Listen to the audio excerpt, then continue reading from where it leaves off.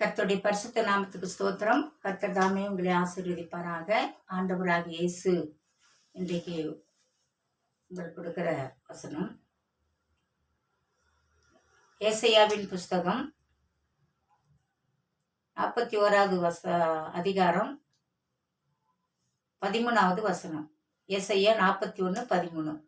உன் தேவனாய் இருக்கிற கர்த்தராகிய நான் உன் வலது கையை பிடித்து பயப்படாதே, நான் உனக்கு துணை நிற்கிறேன் என்று சொல்லுகிறேன்.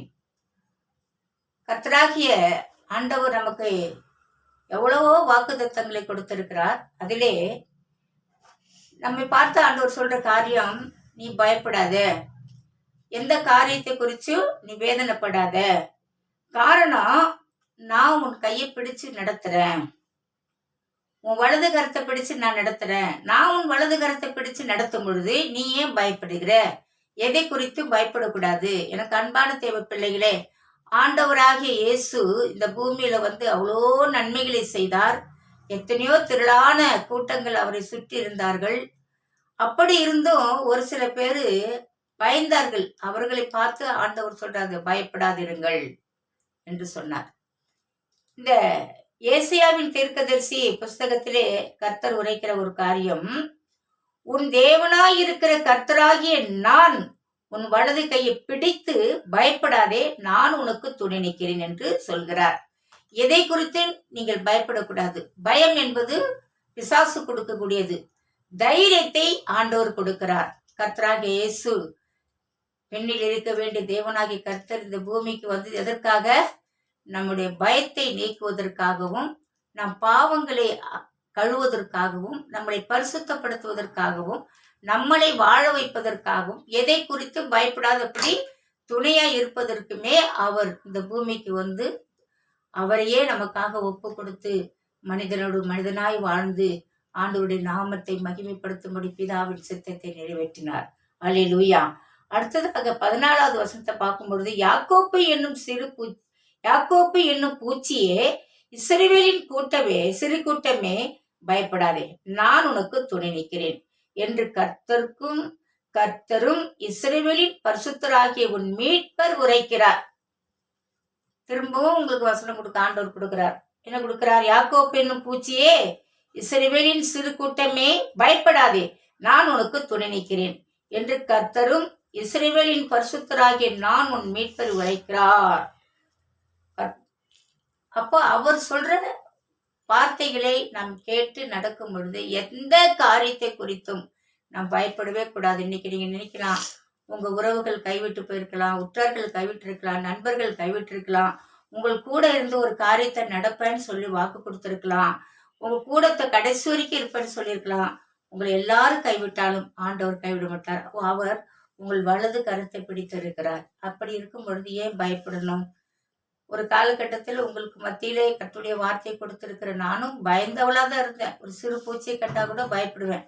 ஆனால் ஆண்டவரை ஏற்றுக்கொண்டு அவருடைய திருவசனத்தின்படி நடந்து கர்த்தருடைய வாக்கு தத்தங்களை உறுதிமொழியாக்கி செபிக்கும் பொழுது அவருக்கென்று எல்லா காரியத்தையும் தேவனுக்கு ஒப்பு கொடுத்து, ஆண்டவரே இந்த வசனம் இப்படி எழுதியிருக்கிறது, நான் ஒரு பயந்து சுவாம இருக்கிறேனே, என் பயத்தை எப்படி போக்க முடியும்னு சொல்லி பார்க்கும் பொழுது இந்த வசனம் தான் என்னை ஆறுதல்.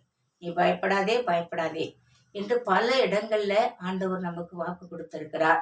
எனவே என் அன்பான தேவை பிள்ளைகளே, உங்கள் வாழ்க்கை குறித்து ஒரு பயம் இருக்கலாம், உங்கள் வேலையை குறித்து ஒரு பயம் இருக்கலாம், உங்கள் சரீரத்தில் இருக்கிற பலவீனத்தை குறித்து ஒரு பயம் இருக்கலாம், அல்லது நீங்க யாருக்கிட்டையாவது ஒரு பண தேவைக்கு கடன் வாங்கிட்டு அந்த கடனை கொடுக்க முடியாம இருக்கலாம்.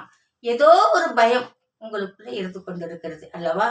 அந்த பயத்தை புறம்பே தள்ளிவிட்டு கர்த்தராகிய இயேசு உங்கள் கரத்தை பிடித்திருக்கிறபடினால் சகலத்தையும் அவர் கூட இருந்து நடத்துவார். அது மாத்திரமல்ல, ஆண்டவர் சொல்ற ஒவ்வொரு காரியமும் பயப்படாதே பயப்படாதே. ஏன் பயப்படாதுன்னு சொல்றாருன்னா, நான் உன் வலது கரத்தை பிடித்திருக்கிறேன் அல்லவா, பிறகு ஏன் பயம் உனக்கு?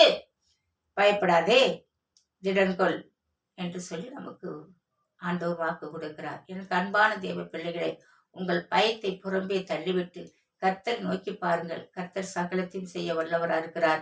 என்னுடைய வாழ்க்கையிலே எனக்கு திடீர் என்று சொல்லி வியாதி ஏற்பட்ட பொழுது எல்லாரும் சொன்னாங்க, அவ்வளவுதான், இந்த சிஸ்டர் இறந்துருவாங்க, இவங்க பிழைக்கவே மாட்டாங்க அப்படின்னு சொன்னாங்க. இந்த இரத்த குழாய் வெடிச்சு அந்த கை கால் விழுந்துருச்சு. எல்லாரும் சொன்னாங்க அவ்வளவுதான், ரத்த கொலை வெடிச்சா யாரும் உயிரோட இருக்க மாட்டாங்க சிஸ்டர், அவ்வளவுதான் சொன்னாங்க. நான் மட்டும் நம்பினேன். ஆண்டவரை எந்த நிலையில என்னை கைவிடாத தேவன் ஒரு அற்புதத்தை செஞ்சு என்னை சாட்சியை நிறுத்திங்க. நீங்க சொன்னீங்கல்ல, நான் உன் வலது கருத்தை பிடிச்சிருக்கேன்னு சொல்லியிருக்கீங்க. நீ பயப்படாதே திடங்கொள்ளுன்னு சொல்லியிருக்கீங்க.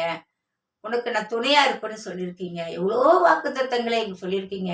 இரவில் உண்டாகும் பயங்கரத்துக்கும் பகல்ல பறக்கிற அம்புக்கும் மத்தியானத்தில் பாழாக்கும் சங்காரத்துக்கு பயப்படாதுன்னு சொல்லியிருக்கீங்க. வாதி உன் கூடாரத்தை அணுகாதுன்னு சொல்லியிருக்கீங்க. எவ்வளவோ வாக்கு தத்தத்தை கொடுத்திருக்கீங்க ஆண்டவரே. இந்த நோய் எம்மாத்திரம் ஆண்டவரே, இதை பூரணப்படுத்தி சுகப்படுத்தி அநேகருக்கு சாட்சியை நிறுத்துங்க ஆண்டவரை சொல்லி வசனத்தை தான் நான் தினந்தோறும் வாசித்து தேவனிடத்தில் விண்ணப்பித்தேன். என் அழுகையின் கூக்குரலை ஆண்டவர் கேட்டு எனக்கு சுகத்தை கொடுத்தார். இன்றைக்கும் உங்கள் மத்தியில் சாட்சியாக நிற்க வைத்திருக்கிறார். எனக்கு அன்பான தேவ பிள்ளைகளை, இதை பார்த்து கொண்டிருக்கிற என் அன்பு சகோதரனை சகோதரியை, பயப்படாதீர்கள். கர்த்தர் உங்கள் வலது கரத்தை பிடித்து அனுதினமும் நடத்துவார், உங்களை ஆசீர்வதிப்பார். முடிவு பரிந்தும் சகல நாட்களிலும் அவர் உங்களோடு இருப்பார். ஆமேன்.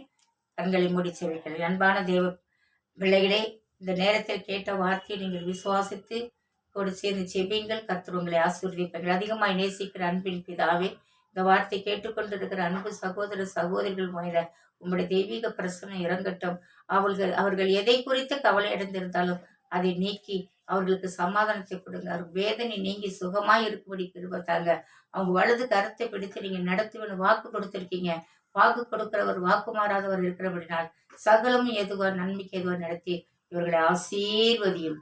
அப்பா, இவர்கள் இறுதியும் சோர்ந்து போகாதபடி சந்தோஷத்தோடு சமாதானத்தோடு வாழ்த்து இயேசுவின் நாமத்தில் ஜெபிக்கிறேன். ஆமென். கர்த்தர் உங்களை ஆசீர்வதிப்பார்.